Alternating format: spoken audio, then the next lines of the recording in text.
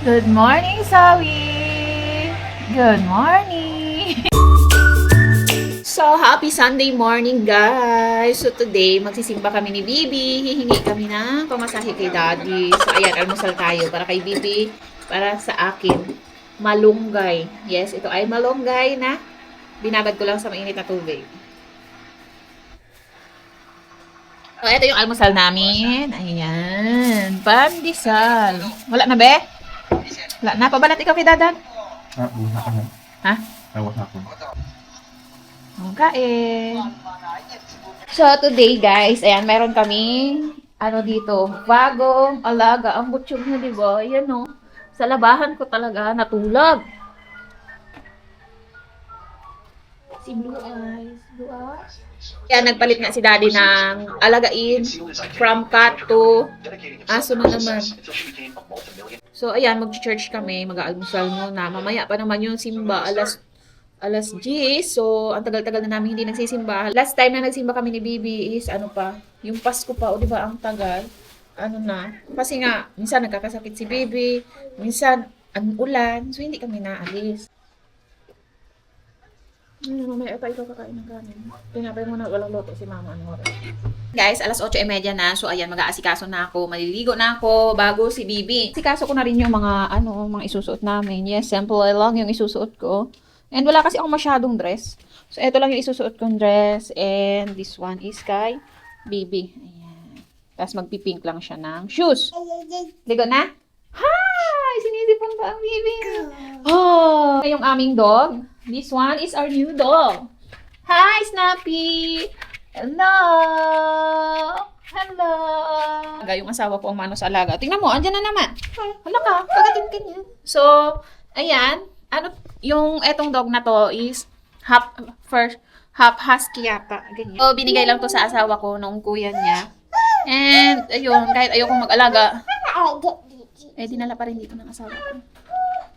Sa kinakatakutan ko kasi kapag may mga alagang ganito dito sa bahay, si Bibi. Kasi syempre, mahirap nang makalimot, makagat, si Nini. So, eto yung ayaw ko kapag mag-alaga na. Baby pa to, 2 months old yata, 1 month old, ganyan. Na! Ayun ang gusto? Ayun ang gusto. Tama na, matulog ka na doon. Tulog na. Ako, mamaya. So, maliligo muna ako bago si Bibi. Kasi si Bibi, saglit lang naman. And, para mga 9:30, makaalis na kami, makapunta na kaming church. Saglit lang naman yun, 1 oras lang. And, yun. Lolo. Tasa pa. Shh. Nagwiwi na naman yung dog. Hindi kami natuloy magsimba ni Bibi kasi nga nakatulog kanina si Bibi, hindi pa naliliguan, ganyan. So, hindi na lang kami tumuloy kasi ilang oras na lang or ilang minuto na lang. Mag-aalas 9 na.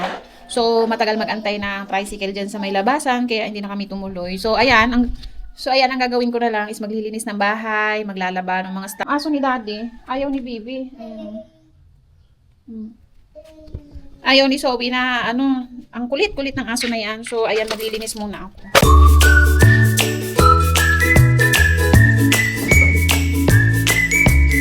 So, after kong mag-map mamaya, maliligo na ako. Talaga naman yung itsura ko, diba? Sobrang haggard na. So, nag-iiyak na nga si Zoe. Hindi ko naman siya papalabas ng kwarto. Kasi nga, yung aso, talaga naman napakakulit. Hindi yung... Tatakot ako baka mamaya makalimot or makagat siya.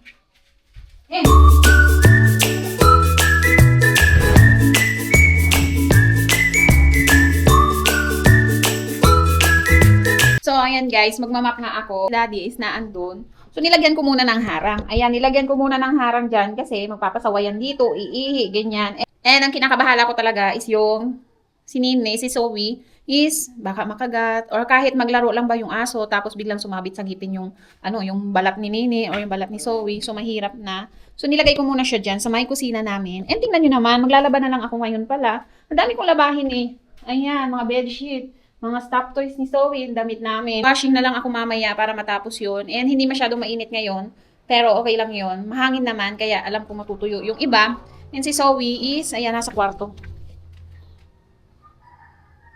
Hi! So dyan muna siya, muna ako magmamap. And after kong magmap, maliligo na ako para magalaw ko na. Hindi, maliligo ako tapos magluluto ng pagkain namin ni baby ng tanghalian. And habang nagluluto, ayan, pwede kong isalang sa washing yung aking mga nilabhan. So, ayan, magmamap muna ako. Kasi, ang daming ihi ng aso. Kagabi lang yan dumating dito sa bahay. Pero yung ihi, talaga, ang dami ng ihi dito sa sala. So, ayun. So, magmamap muna ako.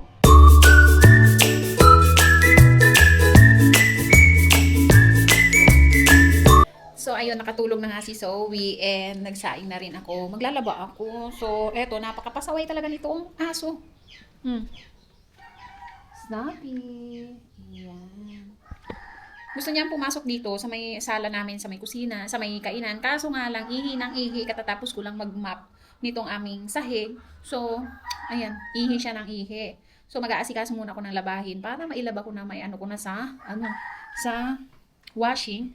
And, ayan, nag-ano lang ako ng sinaing. Ang dumi na ng aming, pala. Hindi ko pa na...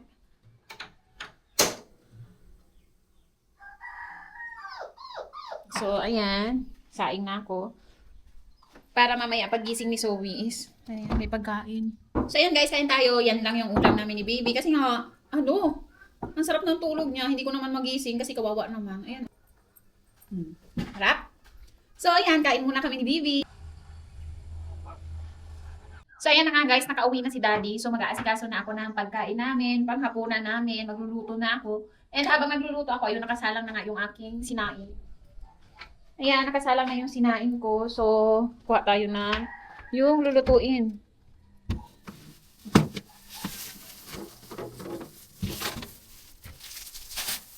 So, yan yung lulutuin ko ngayon. Hindi ko alam kung anong gusto ni Dadan. So, nilaga yung gusto ni Daddy. So, magluluto ako. Pero habang nagluluto pa nga yung sinain ko, isaasikusin ko muna yung labahan ko na talaga naman hindi na nagalaw. Yes, hindi na siya nagalaw. Maybe tomorrow na. Whole day ako maglalaba nito as in buong maghapong maglalaba.